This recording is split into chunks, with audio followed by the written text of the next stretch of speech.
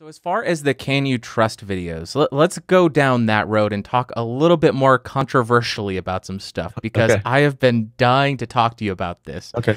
So, you've been pretty vocal about honesty from tech YouTubers and partially about the growing relationship or the blurring of the lines between tech companies and the actual reviewer or the tech creator.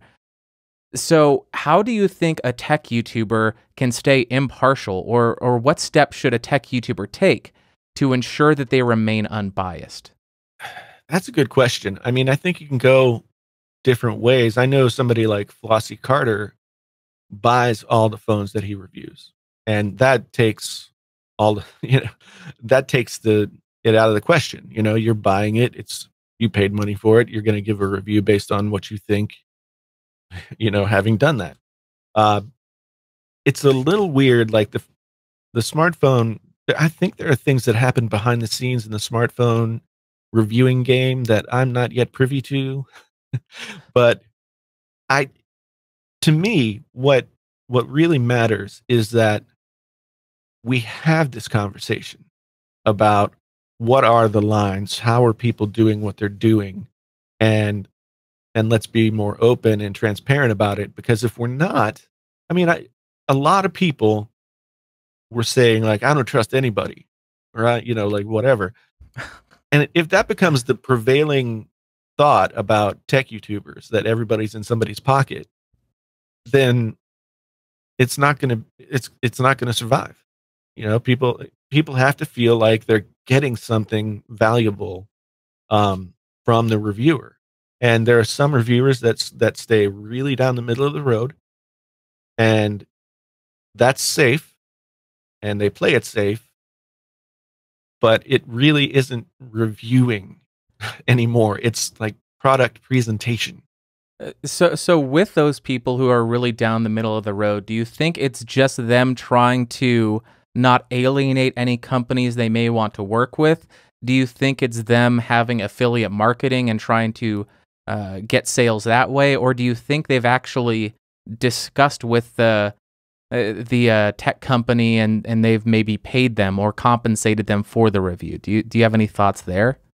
I think that once you get to, million subscribers, 500,000, whatever, some of these bigger tech YouTubers get to these places.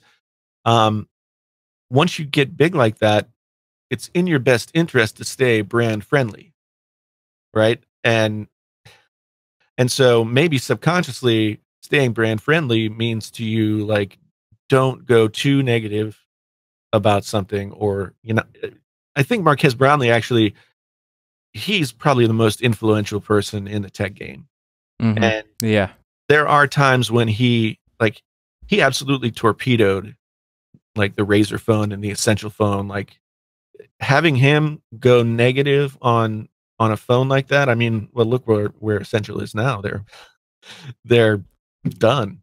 And a lot of that is he's a tastemaker, and so he does that sometimes. But I look at other tech YouTubers that are in his same echelon, and I s- they it's more of a product presentation. I mean, they've got great cameras, they've got great camera skills, they got people working for them, and they use that to really showcase a product. But they are not really reviewing the product. And sometimes it's pretty clear that a video is sponsored, but sometimes it's not. And I think that YouTube has changed some of the rules so that maybe you have to disclose that it's sponsored in words in the video as well as in the description and the metadata.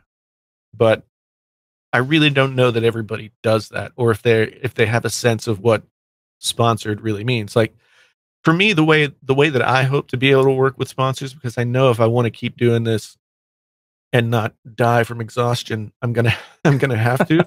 Um, I don't ever want to take money to do a review, Hmm. you know, or maybe I make up a disclaimer that says, I'm going to review this product. You've given me the product and or some compensation for doing that, but I have final say as to what goes into the video. you know? Right, right. So I want to jump back just a little bit. Yep. If there are tech reviewers out there who are receiving compensation and they're not disclosing it, it's not just YouTube that they would be violating. They're Oh, actually yeah. violating the FTC regulations Yes. where it is required that you disclose any sort of compensation for giving a review. So if you are a tech reviewer out there and you are getting stuff for free, you sure as heck better be disclosing that, not just to stay in YouTube's favor, but to avoid pissing off the US government. You don't want to do that. Yeah, I think that, and that's part of the reason why, what I'm really interested in is having a more transparent, broad discussion about what this is, because I have some training in journalism. I worked at newspapers as well, and so I kind of understand how it's supposed to work. But a lot of people who start out reviewing products in their bedrooms haven't had the benefit of that experience. And Mhm. so they may not be aware, but that doesn't mean that they shouldn't be doing it. So if we have that conversation about what are we supposed to do, how are we supposed to do it, what are our boundaries, um, I'd rather like keep it a problem from happening rather than like the FTC does come and like slam somebody, and then that really puts a mark on the entire review community.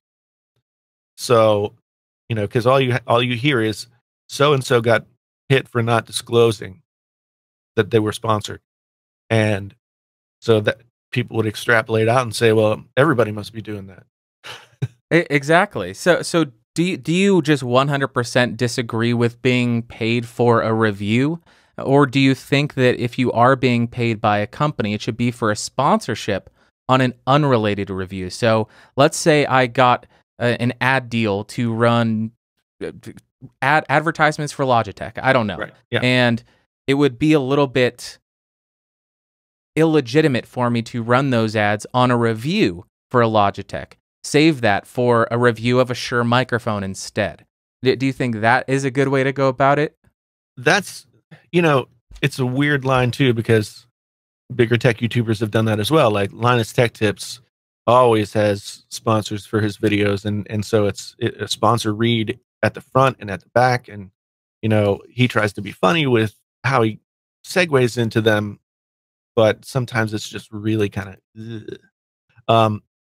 But I that's the way that I hope I'm able to build some sponsorship goodwill. Like, because I have companies now saying like, will you do this? How much money will you take for it? Do a video about our, so like SDC CD keys, or some, they reached out to me. They said, will you do a video that talking about our product?